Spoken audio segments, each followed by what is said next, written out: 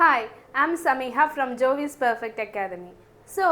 ഇന്ന് നമ്മൾ കാണാൻ പോകുന്നത് കുറച്ചുകൂടി ഇൻട്രസ്റ്റിംഗ് ആയിട്ടുള്ള കുറച്ച് കാര്യങ്ങൾ ഞാൻ പറഞ്ഞുതരാൻ വേണ്ടിയിട്ടാണ്. അപ്പോൾ നമ്മൾ സാധാരണ സെൻറ്റൻസുകളൊക്കെ പറയുമ്പോൾ യൂസ്ഡ് ടു എന്ന് പറയുന്ന സംഭവങ്ങൾ ഫ്രേസസുകൾ യൂസ് ചെയ്യാറുണ്ട് അല്ലേ? Get used to, be used to, used to, ഇങ്ങനെയൊക്കെയുള്ള സംഭവങ്ങൾ നമ്മൾ യൂസ് ചെയ്യാറുണ്ട്.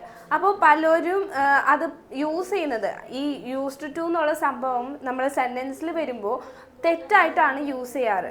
ഓക്കെ, അപ്പോൾ നമ്മളത് എപ്പോഴാണ് യൂസ് ചെയ്യേണ്ടത്, ഈ മൂന്ന് ഫ്രേസസുകൾ എപ്പോഴാണ് എങ്ങനെയാണ് യൂസ് ചെയ്യേണ്ടതെന്നുള്ള കാര്യങ്ങളാണ് നമ്മളിന്ന് നോക്കാൻ പോകുന്നത്. So let's start. When to use, used to, be used to, get used to. So first of all ഞാനിവിടെ 2 എക്സാമ്പിൾസ് കൊടുത്തിട്ടുണ്ട്. I use to wake up early, I am use to waking up early.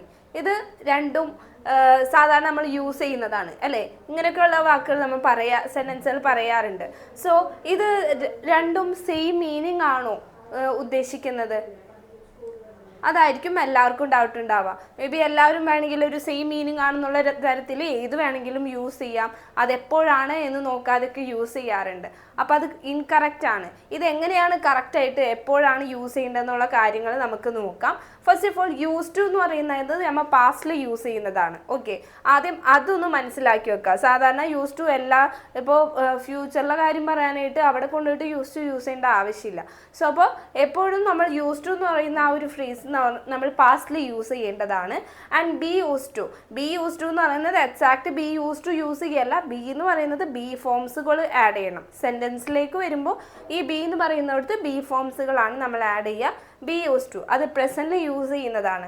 And get use to എന്ന് പറയുന്നത് process of change, ഒരു ചേഞ്ചിലേക്ക് മാറുന്ന ആ ഒരു process പറയുമ്പോഴാണ് use ചെയ്യുന്നത്. അതായത് ഞാൻ അതിനോട് പൊരുത്തപ്പെട്ട് വരുന്നു എന്നുള്ള രീതിയിൽ പറയുമ്പോൾ നമ്മൾക്ക് ഈ പറയുന്ന ഗെറ്റ് യൂസ് ടു യൂസ് ചെയ്യാം. So when and how to correctly use, അതാണ് നമ്മളിന്ന് നോക്കാൻ പോകുന്നത്. എപ്പോൾ എങ്ങനെയാണ് ഇത് കറക്റ്റായിട്ട് യൂസ് ചെയ്യേണ്ടത് സെൻറ്റൻസുകളിൽ, അതാണ് നമ്മളിന്ന് നോക്കാൻ പോകുന്നത്. So first of all use to എന്നുള്ള ഫ്രേസ് നമുക്ക് നോക്കാം. ഈ യൂസ് ടു എന്ന് പറയുന്നത് ഞാൻ ഓൾറെഡി പറഞ്ഞു, പാസ്റ്റ് ഹാബിറ്റുകൾ പറയാൻ വേണ്ടിയിട്ടാണ് യൂസ് ചെയ്യുന്നത്. സോ നൗ ഫിനിഷ്ഡ് അല്ലേ? പാസ്റ്റ് ഹാബിറ്റ്സ് എന്ന് പറയുമ്പോൾ അത് ഫിനിഷ് ആയ കാര്യമാണ്. So something you did regularly in the past but you not do it now. അതായത് നിങ്ങൾ പാസ്റ്റിൽ റെഗുലറായിട്ട് ചെയ്തുകൊണ്ടിരുന്ന കാര്യമാവാം, പക്ഷെ അത് ഇപ്പം ചെയ്യുന്നില്ല എന്നുള്ള രീതി വരുമ്പോൾ, അതായത് മുമ്പ് ഞാൻ ചെയ്തിട്ടുണ്ടായിരുന്നു ബട്ട് ഇപ്പം ഞാൻ അത് ചെയ്യുന്നില്ല എന്നുള്ള രീതിയിൽ നമ്മൾ പറയുമ്പോൾ we can use this used to. അപ്പോൾ സാധാരണ അത് വെച്ചിട്ട് ഞാനൊരു example, I use to wake up early എന്ന് ഞാനിവിടെ കൊടുത്തിട്ടുണ്ട് അല്ലേ? ഐ എന്ന് പറയുന്നത് subject, I use to wake up early, ഞാൻ രാവിലെ എണീക്കാറുണ്ടായിരുന്നു എന്നുള്ള രീതിയിൽ പറയുമ്പോൾ വി ക്യാൻ യൂസ് ദിസ്, അതായത് പാസ്റ്റിലേക്ക് പോയി അത്. സോ ഈ യൂസ്ഡ് ടു നമ്മളൊരു സെൻറ്റൻസിൽ എങ്ങനെയാണ് യൂസ് ചെയ്യേണ്ടത്, അതായത് ഓരോ വാക്കുകൾക്കും ഓരോ സ്ട്രക്ചേഴ്സ് ഉണ്ടാവും അല്ലേ? നമ്മളിപ്പോൾ ടെൻസസ് പഠിച്ച പോലെ തന്നെ ഈ യൂസ്ഡ് ടു എപ്പോഴാണ് യൂസ് ചെയ്യേണ്ടതെന്ന് അറിയണമെങ്കിൽ അതിൻ്റെ സ്ട്രക്ചർ അറിയണം അല്ലേ? അപ്പോൾ ആദ്യം നമ്മൾ എന്ത് ചെയ്യണം, ഈ സബ്ജക്റ്റ് കഴിഞ്ഞ് കഴിഞ്ഞാൽ എന്ത് ചെയ്യേണ്ടത്, യൂസ്ഡ് ടു എന്ന് പറയുന്ന സംഭവം യൂസ് ചെയ്യണം.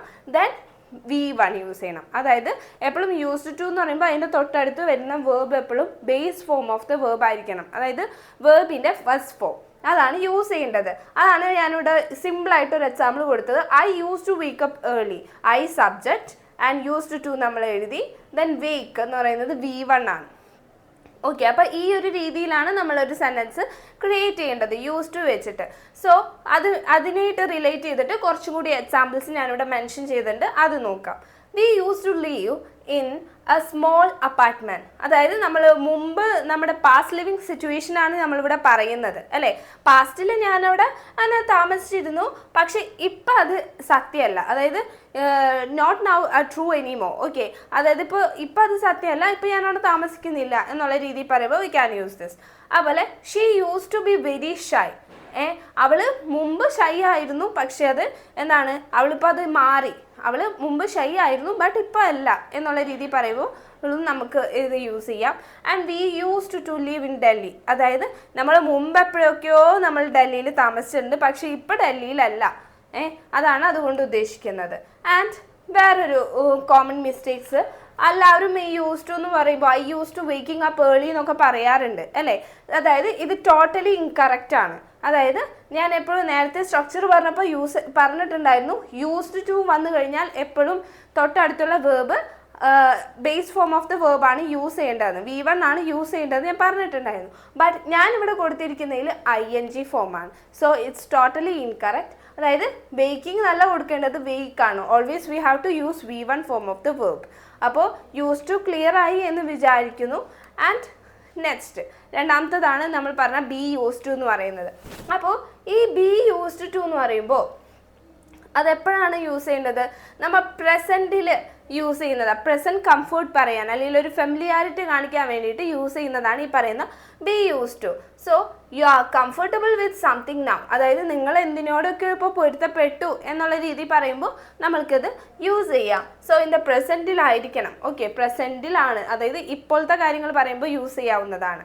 So something fell strange earlier but it feels normal. അതായത് മുമ്പൊക്കെ നമുക്ക് എന്താണ് ഭയങ്കര സ്ട്രേഞ്ച് ഫീൽ ആയിട്ട് തോന്നിയിട്ടുണ്ടാവും. ഓക്കെ, പക്ഷേ ഇപ്പം അതെന്താണ്, അത് നോർമലായി. അതായത് നമ്മൾ അതിനോട് പൊരുത്തപ്പെട്ട് വന്നു. ആദ്യം അൺകംഫർട്ടബിൾ ആണ്, പിന്നെ അതിപ്പോൾ കംഫർട്ടബിൾ ആയി എന്നുള്ള രീതിയിൽ പറയുമ്പോൾ നമ്മൾക്കത് യൂസ് ചെയ്യാം. And use to talk about the present state. Present state പറയാൻ വേണ്ടിയിട്ടാണ് ഇത് യൂസ് ചെയ്യേണ്ടത്. ആൻഡ് ഇവിടുത്തെ സ്ട്രക്ചർ വരുമ്പോൾ സബ്ജക്റ്റ് കഴിഞ്ഞ് കഴിഞ്ഞാൽ ബി യൂസ്ഡ് ടു യൂസ് എന്ന് പറഞ്ഞു അല്ലേ. ഈ ബി എന്ന് പറയുന്നത് ബി ഫോംസുകളാണ്, അതായത് ആം, ഇസ്, ആർ. അപ്പോൾ ആം എന്ന് പറയുന്നത് നമ്മൾ സബ്ജക്റ്റ് ആയിട്ട് വന്നാൽ ഐ എം യൂസ് ടു എന്ന് പറയാം. ഇനിയിപ്പോൾ ഇസ് വരുന്നത് എപ്പോഴാണ്? ഹി, ഷീ, ഇറ്റ് വരുമ്പോൾ സബ്ജക്റ്റ് ആയിട്ട് വരുമ്പോഴാണ് ഇസ് യൂസ് ചെയ്യുക. He is use to, she is use to, it is use to, അങ്ങനെ പറയാം.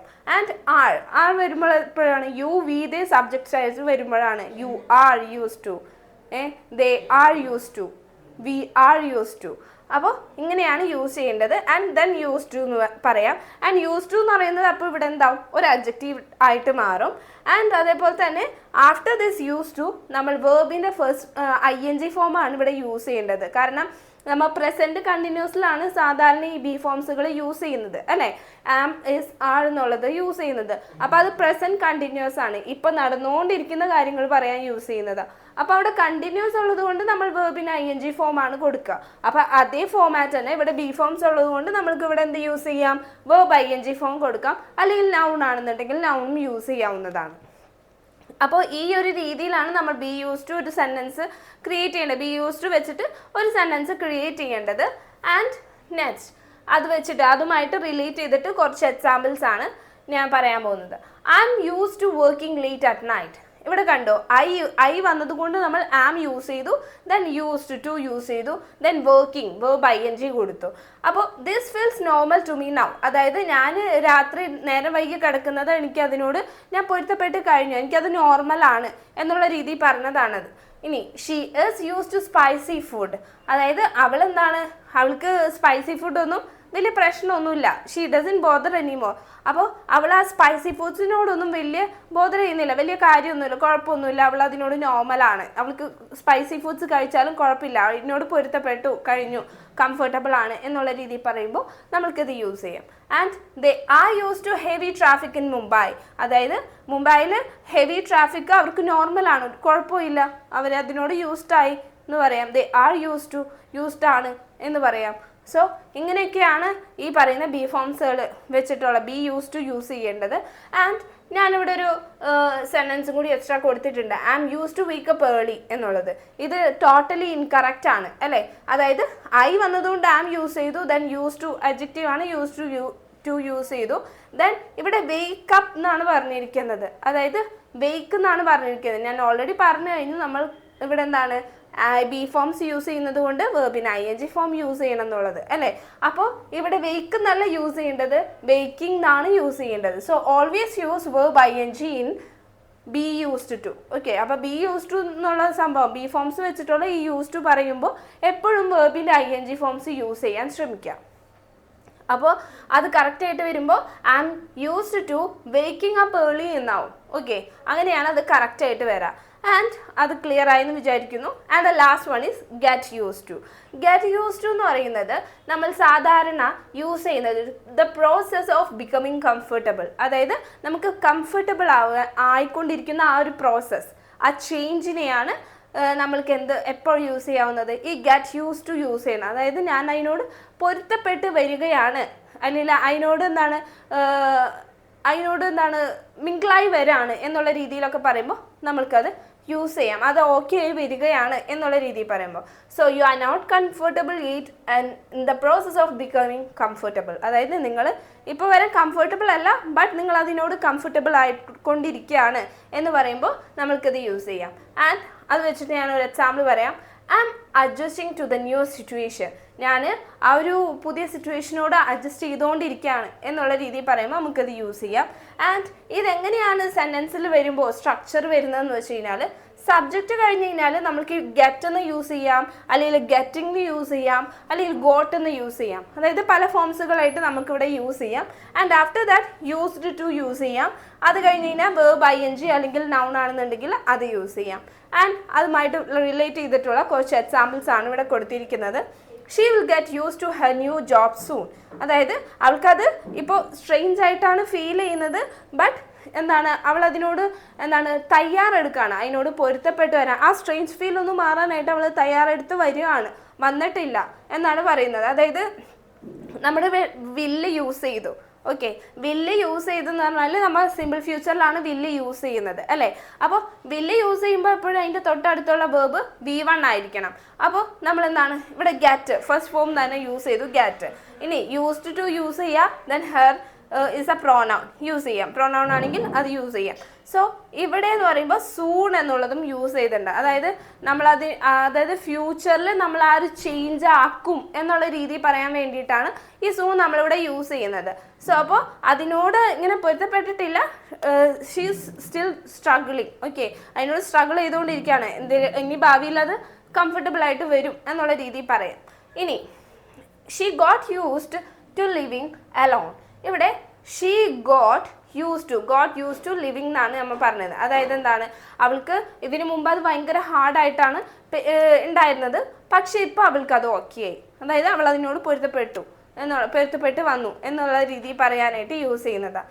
And next example, he couldn't get use to the cold weather.